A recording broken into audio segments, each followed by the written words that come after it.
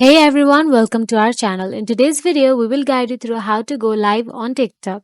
So, in order to go live on TikTok, your TikTok account needs to meet the requirement for going live. You need to be at least 16 years old and have at least 1000 followers. And you need to ensure that you have the latest version of TikTok app installed on your devices. Now, simply open the TikTok app on your device. Tap on the plus button at the bottom center of the screen. This opens the recording screen where you can create new videos. On the recording screen, swipe left until you reach the live option. It usually appears as 3D photo and photo templates, and there will be live option at the last.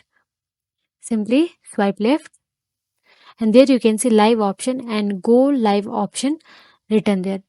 Before going live, you can customize your stream by adding a title and selecting any filters or effects you want to use. You can also choose whether to allow comments and reactions during your live stream.